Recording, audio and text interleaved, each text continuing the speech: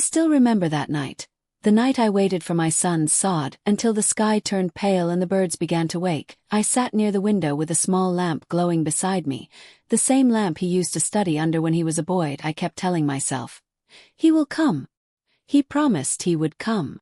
But the hours kept moving, quietly, slowly, like they had forgotten I was waiting for someone who no longer remembered his mother. It is strange how a mother can feel 1,000 things while sitting silently. I kept looking at the door, listening for footsteps, the sound of his car, even the vibration of my phone. But there was nothing. Just the ticking of the clock on the wall, each second reminding me that Saad was not coming. People say children change after marriage. I had heard it all my life, in whispers from older women, in sad smiles from mothers who had learned this truth before me. But I never believed it would happen to me. Not with my Saad. He was the boy who held my hand tightly in crowded markets. He was the boy who refused to sleep unless I tucked him in. He was the boy who cried in my lap the day he failed a test, and who hugged me so tightly I could barely breathe. How could that same boy forget the woman who raised him? I kept thinking of his wedding day. How happy he looked standing next to Sanaa, his new wife, how proudly he introduced me to her, saying, "Mom is my whole world." I believed him. Maybe I should not have. Sanaa was polite in the beginning. She smiled, she hugged me lightly, she spoke softly. But there was something in her eyes. Something I ignored because mothers are good at ignoring the things that hurt. I told myself she would become part of our home, not the reason my home would become silent. But that night, that long, lonely night, I realized something had changed. Something had slipped out of my hands quietly like sand. Saad had said he would come for dinner. He had said, "Mom, I miss your cooking. I'll come after work. Don't worry." So I cooked his favorite dishes. Not one, not two. I cooked everything he loved. Chicken pulao, seekh kebabs, and kheer the way he liked, thick, creamy, full of almonds. The house smelled like memories. My hands smelled like masala. My heart smelled like hope. But the food turned cold. Again. And again that I reheated it once. Then twice. Then I stopped because even I could not keep pretending. I sent him one message. Just one. "Son, are you still coming? Should I wait?" Showed delivered. Not read. I didn't call him because I didn't want to disturb him. Mothers think like that. We never want to be a burden, even to our own children. Hours passed. The house stayed quiet. Too quiet. Sometimes silence is not peaceful, it is painful. At 3 a.m., I finally folded the napkin I had placed on the table for him. 4 a.m. I turned off the stove and covered the food. 5 a.m. I opened the window and let the cold morning air remind me that I was alone. And at 6 a.m., I understood something I had been refusing to believe. My son. My Saad. The boy I raised with every breath in my body, had moved on to a life where I no longer fit. That was the night everything changed. The night I learned the kind of loneliness only a mother can understand. The night my heart whispered a question I wasn't ready to hear. Did my son forget me? Or did he simply choose someone else? I remember sitting there in my small living room, the clock ticking louder than it ever had before, each second echoing through the empty house like a quiet reminder of how much things had changed. I kept glancing at the door, telling myself he would walk in any moment, that he would smile the way he used to and say, "Mom, I got busy, I'm sorry." I kept believing that maybe he would knock softly the way he always did, because he never liked startling me. But the hours. I still remember the days when Saad was young and his tiny hand would wrap around my finger as if he never wanted to let go. He was a quiet child, gentle and thoughtful, always watching the world with wide, curious eyes. After his father passed away, it was just the two of us, learning how to breathe again, learning how to build a home out of our shared loneliness. I would sit with him at night, telling him small stories, sometimes made up, sometimes memories of his father, just to help him sleep peacefully. Those nights made me believe that no matter how life changed, our bond would stay the same. As he grew older, he became my one constant, the person whose footsteps I waited to hear at the door every evening. When he entered college, our home started feeling a little quieter, but he still came to me for advice, for comfort, for tea made exactly the way he liked.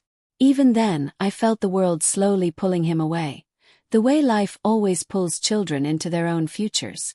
But I never feared it, because Saad always reassured me with his soft smile and gentle words.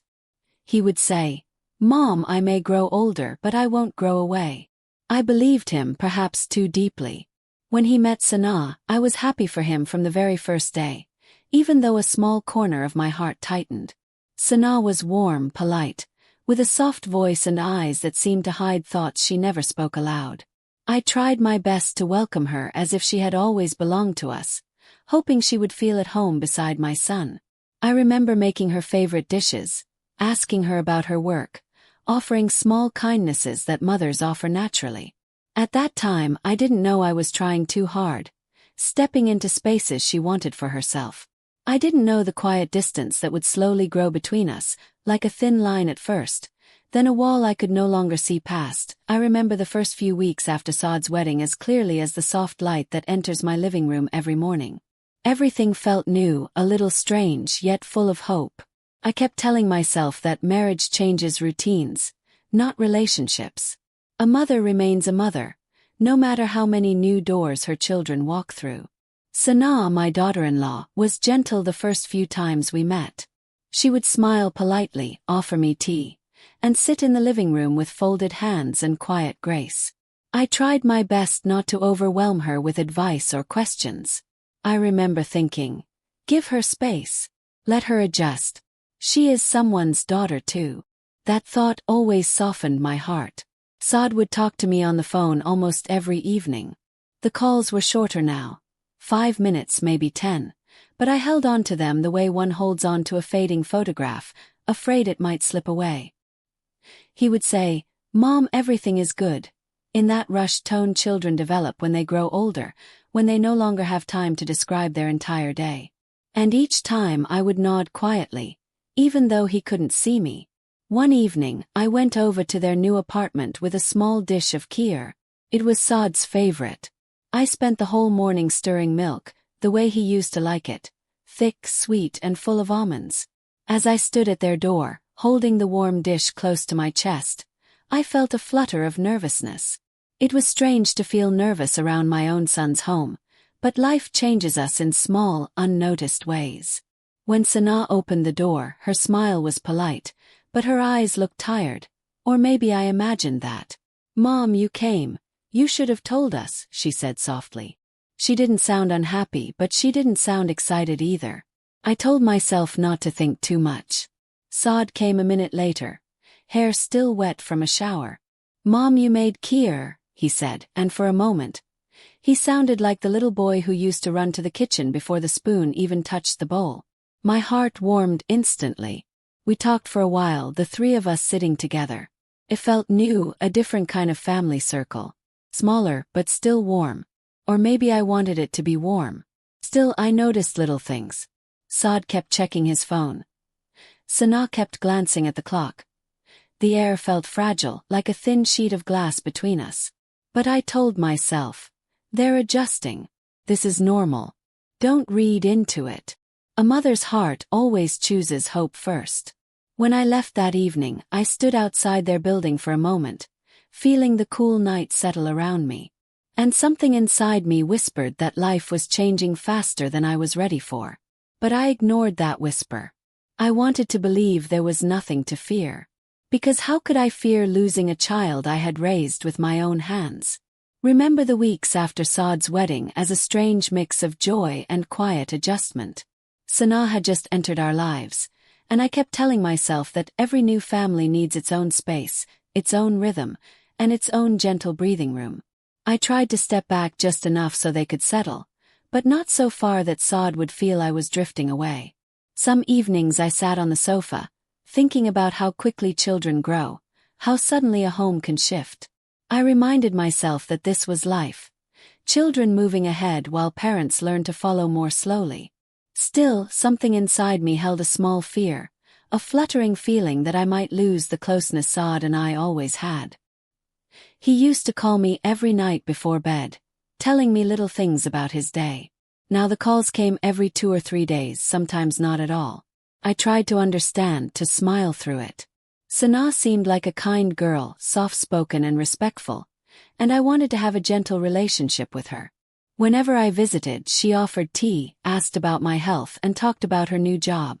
But even in her politeness, I felt a thin layer of distance, as if she still wasn't sure where I fit in their new life. I told myself not to read too deeply into it. People need time. New families need time. And mothers. We often forget that our children are learning to belong to someone else too. So I stayed patient, hoping my place in Saad's life would settle naturally.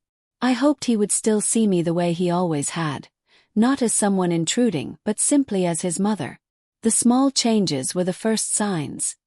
The ones a mother notices before anyone else. I remember the first time I felt something shift between Saad and me. It was a soft shift. Gentle, almost invisible, but it was there. It was a Sunday morning. I had cooked his favorite breakfast, parathas with honey and a small cup of chai, just the way he liked it when he was little. The house felt peaceful, almost hopeful. I told myself, today maybe he'll come early. Maybe he'll stay a little longer. But as the hours passed, the silence grew louder. At around 11 a.m. my phone buzzed. I smiled instantly, thinking it must be Saad saying he was on the way. But it was a short message. Mom, Sana isn't feeling well. We'll come some other day. Just one line. No voice note, no call, no warmth. Still I replied with love. Mary Beti Keodua. Care. Come when you can. I meant it. But something in my heart tightened. Later that evening I got a call from my neighbor, who said she saw Saad and Sana leaving the mall together that same afternoon. Shopping bags in hand, laughing, relaxed, enjoying their time. For a moment I thought, maybe she's mistaken. Maybe she saw someone else. Maybe Sana felt better quickly. But a mother knows. A mother feels the truth before she hears it. That night I sat on the edge of my bed, holding my phone, telling myself not to overthink things. They're newly married, I whispered to the empty room. Let them enjoy. It's normal. Don't be sensitive. But the feeling didn't leave. A few days later I called him. Not to complain, not to question, just to hear his voice. Saad son, how are you? How's Sana? His voice sounded distracted, rushed. Mom, all good. I'm actually getting ready to go out. I'll call you later. He didn't ask how I was, he didn't ask if I needed anything, he didn't even finish the conversation properly. The call ended, and I stared at the screen for several seconds, holding the phone tightly as if I could absorb warmth from it. For the first time, I began to feel like I was calling out into a distance where my voice no longer reached him. One evening Sana called me herself. At first I felt happy. I thought, maybe she's trying to bond with me. But her tone was not soft. Not warm. Not respectful.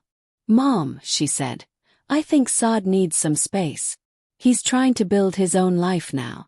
Too much involvement can stress him. Froze. I didn't understand. What involvement, son? Asked gently. I hardly call him. I never disturb. It's just better if you let him focus on his life. He's not a child anymore. Her words pierced deeper than she probably realized. Of course he wasn't a child. But he was my child. And I didn't know I was suddenly considered too much, without doing anything at all. After that conversation, something changed in Saad's behavior. He called less, he visited less, he stayed distant, polite but cold. Whenever I asked if everything was okay, he said, Mom, you worry too much. Sana is right. I'm just busy. Busy. Always busy. Day after day, the silence between us began to build. Like a wall neither of us talked about, but both of us felt.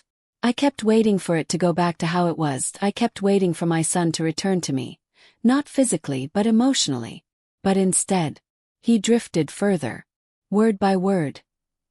Day by day, visit by missed visit. And I, his mother, stood quietly on the shore, watching him move farther like a boat lost in a fog that refused to lift. I remember one evening when the house felt especially quiet. The kind of quiet that presses against your ears until you can hear your own heartbeat. I sat in the living room, the same place where Saad used to study for his exams, the same couch where he once fell asleep with his head in my lap when he was 10. I thought of calling him again. But I hesitated. I did not want to seem needy, I did not want him to think I was disturbing him. These small thoughts begin to shape a mother's silence more than anything else. Still, after sitting in that dimly lit room for nearly an hour, I pressed his number. It rang only once. Then it cut. No message followed, no call back. I stared at the screen and felt something sink inside me. Heavy, slow, and quiet. Not dramatic. Not sudden. Just a small confirmation of a fear I had been trying to ignore. I still remember one quiet afternoon when I gathered the courage to visit Saad and Sanaa without calling first. I told myself it was harmless, a mother visiting her married son was not a crime.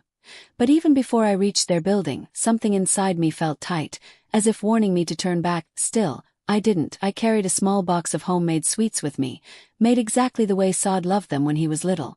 When I knocked on their door, I heard footsteps inside, a short pause, a whisper I couldn't make out. And then the door opened just a little, but only by Sanaa. She looked surprised. Not excited, not happy, just surprised. "Oh, Mom," she said, her voice polite but not warm. "You didn't tell us you were coming." I smiled gently, trying to ignore the heaviness in her tone. "I was passing by," I said softly. "I thought I should see you both." Sanaa stepped aside, but only just enough for me to enter. Her eyes darted behind her, as if checking something. When I stepped in, I saw the living room lights on, the table set, and 2 plates already placed neatly. They were about to eat. My heart dropped. "Where is Saad?" I asked, pretending not to see the plates. "In the bedroom," she replied. "He's busy. I'll call him." She went to the bedroom, and I heard her voice through the thin wall, low but firm. "She's here. I told you to call her earlier. You have to talk to her." Then Saad's tired voice answered. "Sanaa, just give me a minute." A minute turned into 5.5 into 10, and I stood there awkwardly in the middle of their living room, clutching my box of sweets like a lost child waiting for permission to exist. Finally he came out. My son. The boy I wrapped in blankets during winter. The boy I walked to school with. The boy who wouldn't sleep unless he heard my voice. And yet, he stood there like a stranger who wasn't sure how to greet me. "Mom, you should have called," he said. I smiled, but my heart felt like it was shrinking inside my chest. "I'm sorry, Saad. I didn't want to disturb you." Sanaa walked closer to him, standing almost protectively at his side. Her arm brushed his gently, as though reassuring him or maybe claiming him. "Mom brought sweets," she said with a small smile that didn't touch her eyes. Saad forced a smile too, but I could see the discomfort hiding behind it. "Thank you, Mom," he said, taking the box from my hands but placing it on the table without opening it. An awkward silence filled the room. I looked at the 2 plates again. Set neatly, placed carefully, just for them. "I didn't know you were expecting someone," I said quietly. We were just having dinner," Saad replied. "And you didn't call me." The words slipped out before I could stop them. Sanaa stepped in quickly. "We usually eat late, Mom. You eat early. It wouldn't have matched." She said it lightly, but it felt like a hidden message. "Your presence doesn't fit here anymore." I nodded slowly, pretending it made sense. Pretending I belonged in that moment instead of hovering like an uninvited shadow. Saad glanced at Sanaa, then back at me. The exchange lasted less than a second but cut deeper than anything he said aloud. "Should I leave?" I asked softly. "No, Mom," Saad began, but Sanaa interrupted gently. "It's okay if you need to go home and rest. It's already late." Her words were wrapped in politeness, but their meaning was sharp. I looked at my son. He looked at her. And that was enough. I picked up my purse slowly. My fingers trembled, but I forced a smile. "All right, son," I said quietly. "You two eat." I didn't mean to interrupt. Saad hesitated. For a moment I thought he would stop me, walk me to the door, tell me to stay. But he didn't. He only said, "Drive safe, Mom." Sanaa opened the door for me. And as I stepped out, she said softly, "Next time, just let us know first." The door closed gently behind me. But in my heart, something felt like it had slammed shut. I still remember how cold the evening breeze felt on my face as I stood near the window, waiting for Saad's car to appear on the quiet street. The tea on the table had already gone cold, and the biscuits I had carefully arranged were losing their crispness. The house felt painfully silent, the kind of silence that presses against your chest and forces you to face thoughts you've been trying to avoid for too long. Minutes turned into an hour. Then 1 hour into 2. And slowly, hope started slipping out of me like air from a balloon. At around 10 p.m. my phone finally buzzed and my heart jumped. I grabbed it so fast I nearly dropped it. But it wasn't Saad. It was Sana. Her message was short. Cold. Almost rehearsed. Auntie, Saad is very tired today. We'll try to come some other time. No apology, no warmth. Not even his voice. Just a message. A barrier placed between a mother and her son. I sat down slowly, the phone still in my hand. My thumb hovered over the keyboard, trying to form a simple reply. But what was I supposed to say? Okay. Was the only word I finally typed. A 3-letter word. But it carried the weight of my entire heart. I stared at that message for a long time, wondering if it sounded too desperate, or too accepting, or too small. But then I realized it didn't matter. Nothing I said mattered anymore because I wasn't speaking to my son. I was speaking through someone who had quietly taken my place as his decision-maker. His voice, his doorway. And I never blamed Sana for loving him. But I blamed myself for not seeing sooner that love had borders. Borders that didn't always stretch wide enough to include a mother. Around midnight, the house grew darker than usual. Even the tiny nightlight in the hallway looked dimmer. I walked to Saad's old room, opened the door, and turned on the light. Everything was exactly how he left it before his marriage. The posters, the books, the half-broken trophy from his school race. I sat on the edge of his bed and let out a long, shaky breath. And suddenly, a realization washed over me. He wasn't coming. Not tonight. Not soon, maybe. Not again. Not in the way he used to. That night, something in me broke quietly. The kind of break you don't hear, but you feel deep inside your ribs. A break that doesn't cause tears at first. Just emptiness. I touched his trophy, brushed dust off the wooden shelf, and whispered into the still air. When did I lose you, son?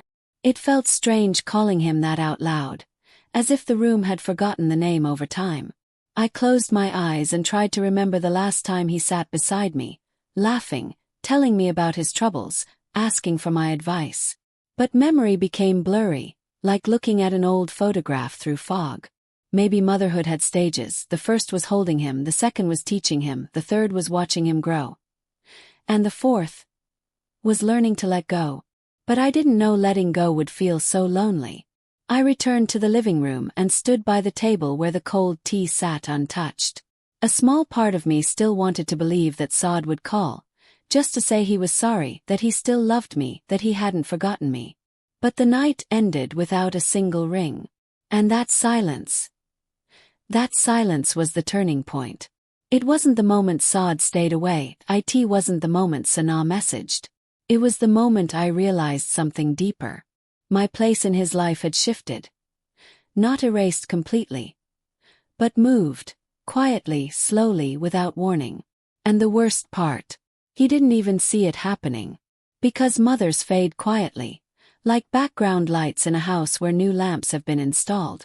I stood there one last time, took the cold tea to the sink, and poured it away. It made a soft sound as it splashed, a sound that somehow matched the heaviness inside me.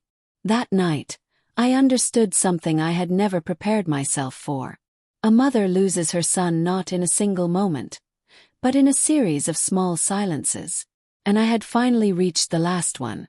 I still remember how cold the evening breeze felt on my face as I stood near the window, waiting for Saad's car to appear on the quiet street. The tea on the table had already gone cold, and the biscuits I had carefully arranged were losing their crispness.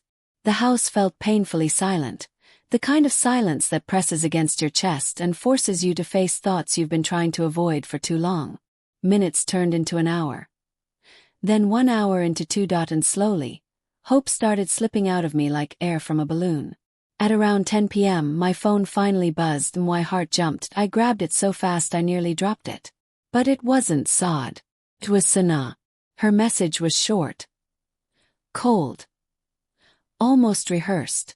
"Auntie, Saad is very tired today. We'll try to come some other time." No apology, no warmth. Not even his voice. Just a message. A barrier placed between a mother and her son. I sat down slowly, the phone still in my hand, my thumb hovered over the keyboard, trying to form a simple reply. But what was I supposed to say? "Okay," was the only word I finally typed. A 3-letter word. But it carried the weight of my entire heart. I stared at that message for a long time, wondering if it sounded too desperate, or too accepting, or too small. But then I realized it didn't matter. Nothing I said mattered anymore because I wasn't speaking to my son. I was speaking through someone who had quietly taken my place as his decision-maker. His voice, his doorway. And I never blamed Sanaa for loving him. But I blamed myself for not seeing sooner that love had borders. Borders that didn't always stretch wide enough to include a mother. Around midnight, the house grew darker than usual. Even the tiny nightlight in the hallway looked dimmer. I walked to Saad's old room, opened the door, and turned on the light. Everything was exactly how he left it before his marriage. The posters, the books, the half-broken trophy from his school race. I sat on the edge of his bed and let out a long, shaky breath. And suddenly, a realization washed over me. He wasn't coming. Not tonight. Not soon, maybe. Not again. Not in the way he used to. That night, something in me broke quietly. The kind of break you don't hear, but you feel deep inside your ribs. A break that doesn't cause tears at first. Just emptiness. I touched his trophy, brushed dust off the wooden shelf, and whispered into the still air. "When did I lose you, son?" It felt strange calling him that out loud, as if the room had forgotten the name over time.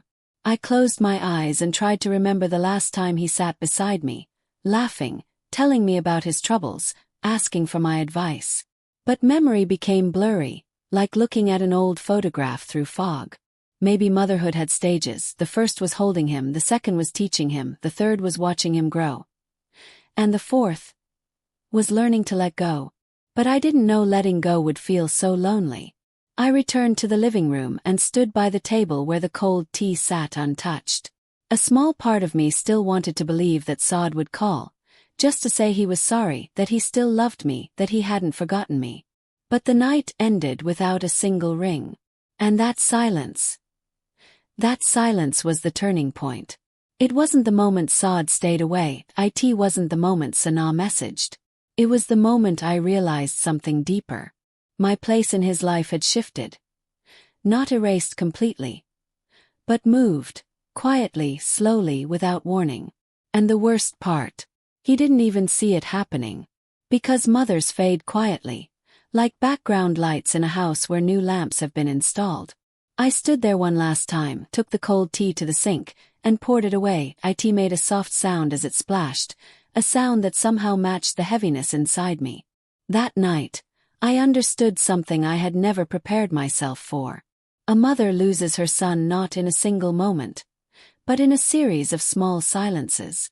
And I had finally reached the last one. I sat there for a long time, listening to the kitchen clock ticking above the sink.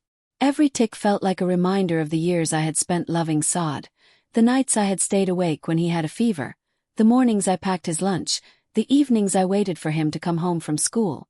And now, here I was, waiting again. Only this time, the waiting had turned into something heavier, something that settled deep inside my chest. As the night softened into early dawn, I finally stood up and poured the cold tea down the drain. The cup made a soft clink as I placed it back in the cabinet.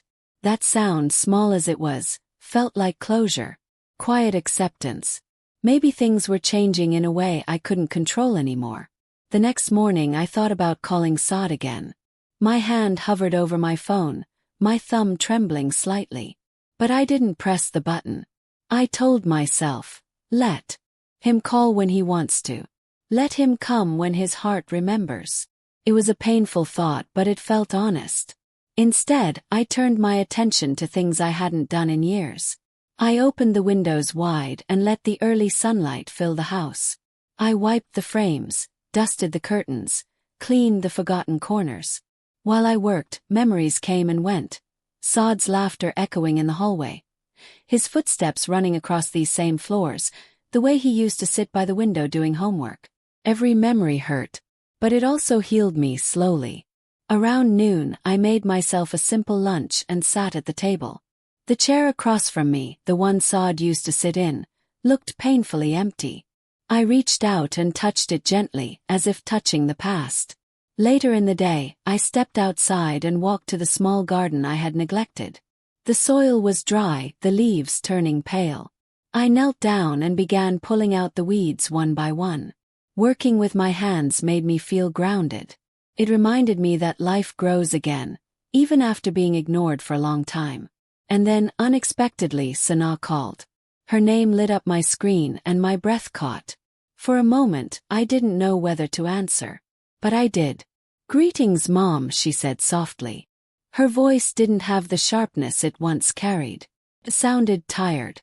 Or maybe thoughtful. "Greetings, daughter," I replied, keeping my tone steady. There was a long pause before she spoke again. "I heard you tried to reach Saad last night." My heart tightened, but I answered gently. "Yes, I did." Another pause. He was busy," she murmured. I didn't ask doing what. I didn't ask why he couldn't spare a minute. I simply said, "It's all right." Because sometimes saying, "It's all right," is the only way not to break. "Mom," she spoke again, but this time her voice cracked slightly. "I didn't want things to become like this." Closed my eyes. Her honesty surprised me. "I never wanted to take him away from you," she continued. "I just wanted space. And I think I pushed too hard." Her words settled on me like a soft blanket. Warm, unexpected. I didn't say anything for a few seconds. I let the silence breathe between us. "Sana," I finally said. "You didn't take him away. Life took him forward. And I need to learn how to move forward too." She inhaled shakily. "He loves you, Mom, he really does." Tears pricked my eyes, warm and slow. "I know," I whispered. "I just need him to show it sometimes." "I'll talk to him," she said. "No," I replied gently. "Don't force anything. Let him come on his own." After we hung up, I sat quietly in my living room. I felt something shift inside me. Not forgiveness fully, not closure fully, but something softer. Something like understanding. Parents spend a lifetime holding on. Children spend their adulthood learning to let go. Maybe this was Saad's letting go phase. Maybe mine was accepting it without breaking. That night, I didn't wait by the window. I didn't brew tea expecting footsteps at the door. I simply sat on my sofa, wrapped myself in a light shawl, and let the house rest around me. I realized something important. Sometimes love doesn't disappear, it simply moves, changes shape, and finds a new way to exist. And though the silence was still there, it felt gentler now, like a pause, not an ending. I sat there for a long moment, holding Saad's handwritten note, letting the silence of my room wrap around me. It felt strange, almost unreal. After months of waiting, months of hurting, months of quietly convincing myself that life had simply moved on without me, here was a small piece of evidence that maybe, just maybe, he had still been thinking of me. But the pain didn't vanish. It softened, yes, but it didn't disappear. I felt like someone who had been standing in rain for too long, and suddenly someone handed me a towel. I was still cold, still wet, but at least someone had noticed. The next morning, I woke up earlier than usual. I walked to the kitchen, made tea, and placed 2 cups on the table out of habit. Then I remembered, and slowly removed one. I had to remind myself again and again that life doesn't return to what it was just because a single gesture appears. Still, there was something new in my heart, a quiet warmth, a whisper that maybe my son's distance wasn't hatred. Maybe it was confusion, or the weight of a new life he didn't know how to balance yet. As I sipped my tea, I replayed every memory Saad and I ever shared. The first day he walked, the nights he studied, and I stayed awake pretending to be busy so he wouldn't feel alone. The mornings he called Mom, as if the word itself could solve every problem. People say children grow up, but they never mention how mothers must learn to grow up too. Grow into the silence, into the waiting, into the letting go. Later that day, I placed Saad's note gently into the drawer where I kept my most precious things. Letters, tiny drawings he made as a child, a photograph of him sleeping on my lap when he was 5. I added this note to the pile as if it were a missing piece finally returning home. In the evening, the phone rang again. My heart skipped. I checked the screen, not Saad this time. It was Sana. For a moment I froze. I didn't know what she wanted or why she was calling, or if answering the phone would lead to another painful moment. But something inside me whispered, if you want things to change, you have to stop running from the parts of life that hurt. So I picked up. Greetings, Mom, Sana said slowly, her voice softer than I had ever heard it. I replied, greetings, daughter. There was a long pause, the kind that makes your heart fill with questions. Then she said, I found Saad crying last night. He was holding your scarf. He misses you more than he admits. Closed my eyes. A part of me wanted to cry right there, but another part felt calm, like someone placing a warm blanket around my shoulders. Sana continued. He doesn't know how to face you. He thinks he disappointed you. And then everything inside me broke open, not from hurt this time, but from a deep, gentle understanding. For so long I thought Saad didn't care. But all along he was carrying his own burden of guilt, his own fear, his own hesitation.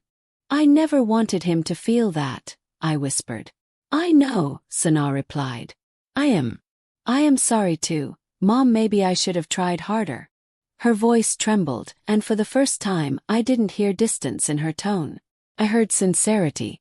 I heard humanity. I heard a woman trying her best, just as I was trying mine. Sometimes healing begins when two people finally stop protecting their own hurt and look at each other with honesty. Tell him, I said gently, that a mother forgives before she even gets hurt. Sana breathed out shakily. I will. And, maybe soon, maybe we can visit. If you want. A small smile appeared on my face, the kind that doesn't come from excitement, but from relief. Yes, son, I replied. Whenever the time is right. She nodded softly through the phone.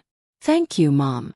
After the call ended, I sat there in silence, not waiting anymore but simply being. The house still felt quiet, but not empty. My heart still felt tired, but not abandoned. Healing doesn't arrive all at once. It comes in small notes, in quiet phone calls, in tiny steps toward each other.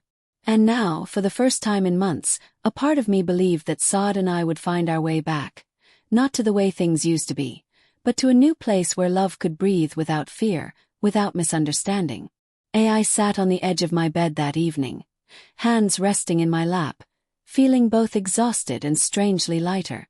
Sometimes the truth, no matter how painful, gives a kind of clarity that feels like fresh air after hours of holding your breath. I had spent years waiting for Saad to walk through my door with the same warmth he once carried. Years believing that the silence between us was temporary.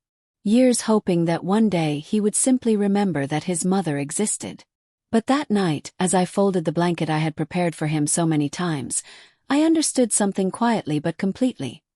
Love does not disappear, but expectations must learn when to sit down and rest. The house was silent except for the ticking clock in the hallway. I had heard that sound all my life, but for the first time, it felt like it was gently nudging me forward instead of holding me back. I thought of Saad as a little boy, running with his tiny shoes clapping against the floor, calling, "Mom, look at me." I thought of the nights I stayed awake during his exams, waiting to hear him fall asleep peacefully so I could rest too. I thought of the day he left for college and hugged me so tightly that I could hardly breathe. And then I thought of the silence after his marriage. How it grew slowly, like dust settling in corners you don't notice until the light hits it. I never blamed Sana. Not in my heart, not truly. She was young, insecure, trying to build a life with the man she loved. She feared losing what she had just gained. Understood. A mother's presence can be overwhelming for a new bride, especially one trying to prove herself. But I wished, in some small secret part of my heart, that she would have tried to know me before deciding what place I deserved. The next afternoon, I made myself tea and sat near the open window. A soft breeze drifted in, moving the curtains. I reached for my phone, out of habit, and then slowly set it back on the table. I told myself, if he calls, he calls. And if he doesn't, I will still breathe, I will still live, and I will still love him. Letting go is not abandoning someone. It is freeing your heart from the weight of what you cannot control. A week later, something unexpected happened. My doorbell rang twice softly. My heart jumped before I even stood up. When I opened the door, Saad was standing there, alone, his eyes tired, his shoulders tense, his expression unsure. "Mom." His voice cracked on the first syllable. "Can we talk?" For a moment I just looked at him. Really looked. The boy I raised. The man he was becoming. And in that moment, all the hurt, all the disappointment, all the nights I waited, all of it softened like a cloth left out in the rain. "Yes, son," I said quietly. "Come in." He stepped inside slowly, like someone returning to a home they weren't sure they still belonged to. He sat on the sofa, but he didn't lean back. He rested his elbows on his knees, hands clasped. "I'm sorry," he said. Simple, plain, honest. "I didn't realize how much my distance was hurting you. I've been lost." My eyes warmed. Not with tears of pain but with relief. "I know you're building a new life," I told him gently. "I don't want to stand in the way of that. I only wished you would remember you don't lose your mother just because you gain a wife." He exhaled shakily. "Sanaa and I had a fight yesterday. She said I shouldn't be too close to you, that it would make things complicated." He paused. And I suddenly heard myself agreeing with her. "And Mom, I hated the person I sounded like." I didn't respond immediately. I simply listened. Something mothers learn to do instinctively. "I don't know why I let things become like this," he continued. "Maybe I thought you were strong enough not to need me like before. Maybe I was afraid of conflict at home. Maybe I just wasn't thinking. But last night I realized. I miss you." Those words softened me like nothing else could. "I never wanted to burden you," I whispered. "I only wanted to stay your mother." Even quietly. He looked up then, eyes glistening. "You never burdened me, Mom. I burdened myself with guilt." The breeze from the window picked up again, brushing over us like a soft reminder that time moves forward, no matter how tightly we hold on to the past. We talked for a long time. Longer than we had in months. He told me about his work, his worries, his hopes. I told him about my days, the silence, the things I had learned about my own heart. And somewhere between those words, something gently healed. Not perfectly, not instantly, but gently. Before he left, he held my hand, something he hadn't done in years. "I'll come again in 2 days," he promised. I smiled, not because he promised but because I could see he meant it. When the door closed behind him, I didn't feel the same ache I used to feel. Instead, I felt a calm acceptance. Quiet understanding. A softness I had forgotten I still had. Because sometimes a mother's love is not about being needed. Sometimes it is simply about being remembered.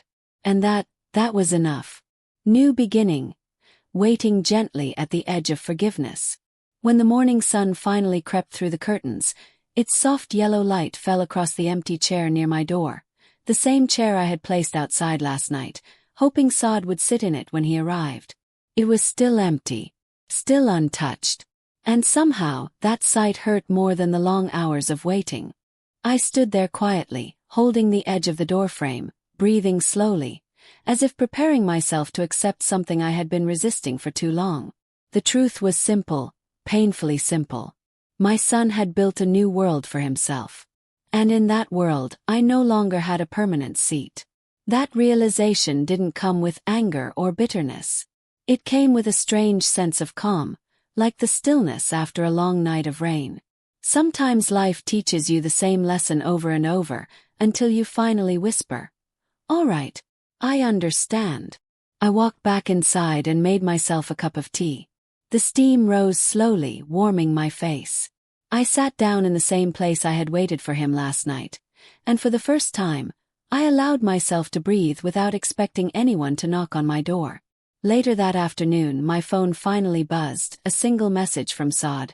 "Sorry mom, we got busy." Just that. No explanation, no promise to come soon, no question asking if I was okay after waiting alone. I stared at the message for a long time. Then I typed back gently. "It's alright, son, take care of yourself." And surprisingly, meant it. Because sometimes love isn't about being needed. Sometimes love is about letting go quietly, without making the other person feel guilty. That evening, I opened the windows and let the soft wind fill my home. I listened to its calm whispers moving through the curtains, as if the world itself was telling me that life still had meaning beyond motherhood. That my story was not ending just because Saad had stepped into a new chapter of his life. Sana and Saad would visit me again someday. Maybe once in a month, maybe once in a year. And when they do, I will welcome them with the same warmth that has lived in my heart from the day Saad was born. But I will no longer wait at the window. I will no longer keep the door open all night. I will no longer measure my worth by how often my son remembers me. Last night taught me something I should have learned long ago. A mother's love is endless. But a mother's life should not end the day her son begins his own. And so, I picked up my teacup, took a slow sip, and whispered to myself with a small, tired smile. It's time to live for me now. In the end, when the house finally fell quiet again, I stood by the window the same way I had so many nights before. The curtain brushed against my arm, the breeze carried a faint smell of night air, and for a moment time seemed to stop. The chair where I had waited for Saad, hour after hour, still sat pulled forward, facing the door. I didn't move it back. I didn't have the strength to. It felt like a symbol of something I had held onto for too long. Hope. Fragile, trembling hope. I thought about the years that had brought me here. The tiny home I built for him. The late-night fevers I stayed awake for. The exam mornings when I ironed his uniform while he ate breakfast half asleep. The way he used to run to me when he was little, arms wide open. His whole world held in that small embrace. And now, years later, I found myself whispering his name into empty rooms, waiting for footsteps that no longer came. Hurt. It hurt more than anything I had prepared myself for. But as I stood there, looking at the chair, at the untouched cup of tea I had kept warm for him, at the dim hallway where I had imagined his shadow so many times, something inside me shifted. For the first time, I didn't just feel sadness. There was something else beneath it. Quiet realization. A soft acceptance. I wasn't losing my son, I was losing the version of him who needed me the same way he once did. Life had changed, that he had changed, his priorities had changed. And though it stung, I understood that this was not cruelty. It was adulthood. It was marriage. It was responsibility. It was Sana, his wife, trying to build a place for herself, sometimes clinging too tightly to keep her world steady. It was Saad trying to balance everything, trying not to disappoint anyone, and unintentionally disappointing the one person who loved him without conditions. I sat down on the edge of the bed and let the silence settle. I let the truth settle too. I could not keep waiting for the old days to return. I could not keep measuring my worth by how often my son walked through my door. I could not spend my life thinking I had been forgotten. The love I gave him was not something that vanished because he didn't visit one night, or many nights. It lived in him whether he realized it or not. It lived in the values he carried, the kindness he showed others, the way he treated his responsibilities. Even if he didn't always show it the way I wished he would, the love remained. But I also knew something else, something mothers rarely say out loud. I needed to learn to love myself with the same devotion I had given him. The next morning when the sun rose, I made tea for myself, not for a guest I hoped would come, but for the woman who had waited long enough. I opened the windows. The fresh air moved through the house, lifting the curtains, carrying the dust of old expectations away with it. I walked through each room and noticed something I hadn't allowed myself to before. The quiet wasn't punishment. It wasn't abandonment. It was simply space. Space I had the right to fill with something new, something gentle, something for me. Doesn't mean the pain disappeared. No, a mother's heart doesn't switch off her love or her longing. Every time the phone buzzed, a small part of me still wished it was Saad saying, "Mom, I'm coming." Every time I passed his childhood room, I still felt a tug, a memory pulling me backward. But I also began to understand that life demands balance. I had given my son wings, and now I needed to give myself roots. One evening a few weeks later, Saad finally called. His voice was hesitant, softer than usual. "Mom, I'm sorry." Closed my eyes. Tears gathered, not because he apologized, but because I realized I wasn't angry anymore. I wasn't waiting to be proven important. I wasn't clinging to the past with trembling hands. I answered him with a gentle calm I hadn't felt in years. "It's okay, son. I'm here. I've always been here." But this time, I said it without expecting anything in return. He promised to visit soon. I smiled, but I didn't sit by the window to wait. I didn't warm the tea. I didn't leave the door unlocked. Instead, I went about my evening, filling it with soft music, a book I had left unread for months, and the warm comfort of a home that belonged to me, not to my expectations. If he came, I would welcome him. If he didn't, I would still live. Still breathe. Still find joy. That night, I realized something deeper than pain, deeper than longing. A mother's love is not measured by the child's presence. It is measured by the heart that keeps beating through every silence. Be why the patience that waits without bitterness. Be why the strength that learns to stand alone when needed. I whispered a quiet prayer for Saad and Sanaa, for their marriage, for their peace. And I whispered a prayer for myself too, something I had forgotten to do for years. In the soft glow of my lamp, in the stillness of my room, I finally understood. My son had not forgotten me. He had simply stepped into a world where he needed to learn to be a husband, a provider, a man. And I needed to learn to let him. The ending wasn't loud, it wasn't dramatic, it wasn't filled with doors slamming or voices raised. It was quiet, painfully quiet, but it was real. It was the moment a mother accepted that loving a child sometimes means letting go of the old chapters so they can write their own. I wiped my tears and smiled to myself. Softly. Gently. With the kind of strength only a mother understands. And in that moment, I knew I hadn't been forgotten. I had simply done my job so well that he felt strong enough to walk into his own life without needing to hold my hand. That is love too. A quiet, mature, bittersweet kind. And I embraced it with a full heart.